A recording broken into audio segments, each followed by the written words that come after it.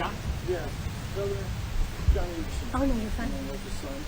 You talked to some people in this program now with the additional $50,000, but do you think they will be able to get insurance in the future? A lot of them haven't been able to get insurance.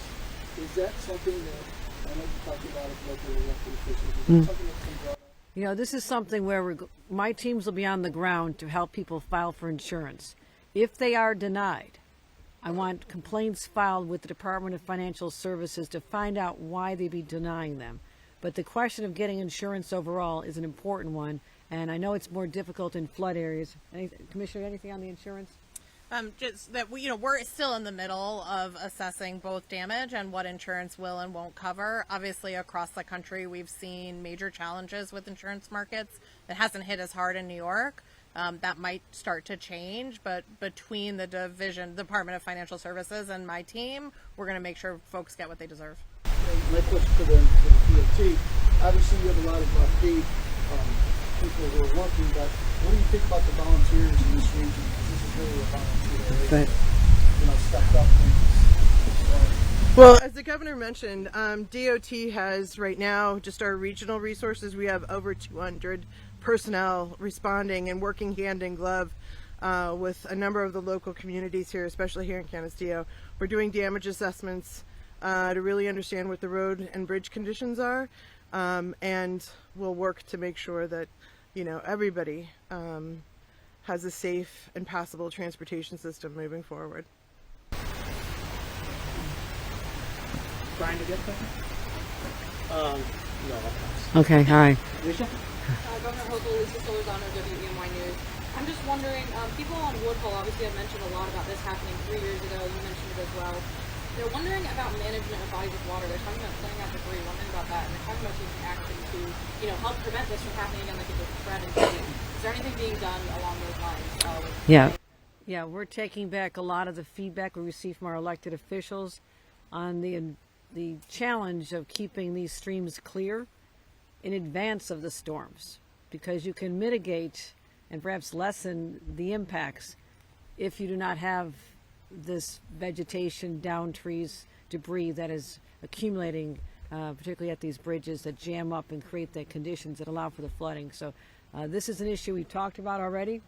We're going back to our capital, and we're going to be intensely trying to find solutions to this so we do not see a repeat of this stemming from not the community's inability to be able to clean up the debris. So it's very much top of mind for us. Last one, Brian.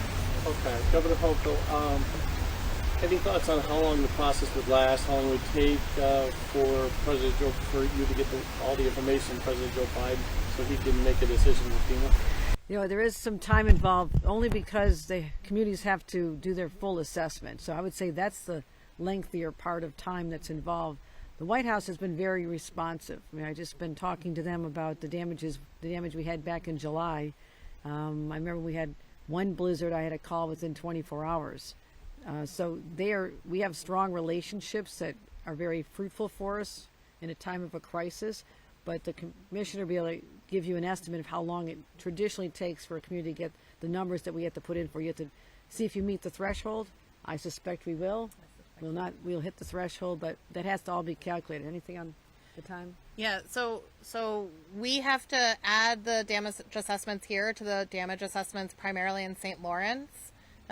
If we meet that threshold, that'll go faster. And so 2 weeks, 3 weeks, we have up to 30 days to make that request. But our teams hit the ground on Tuesday. So our teams will be physically here on Tuesday tabulating up what we think this will cost. And as soon as we meet that threshold, it's $37.5 million for the state. As soon as we meet that threshold, the governor will request. I think it's also important to note that this is a calculation of the impact of one storm event, not just one community, not just one county. So we are able to add up what happened, where I'll be heading in a couple of days up to St. Lawrence County and having the accumulated number, which I'm sure will certainly make it easier to hit that threshold. So, all right. All right, thank you. We appreciate you coming out. Thank you. Thank you.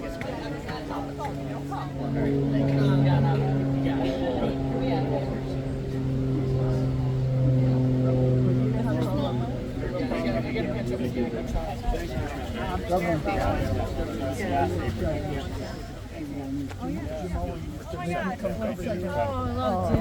just want to let you know. He was on top of the dike with me. He did a great job. So.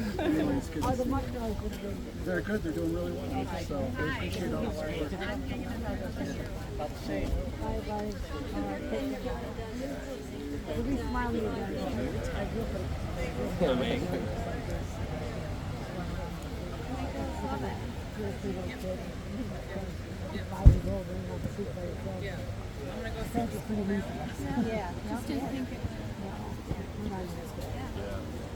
Wonderful thing.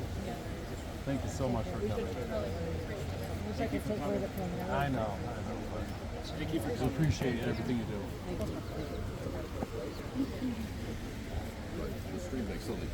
Yes, yeah, absolutely, 100%.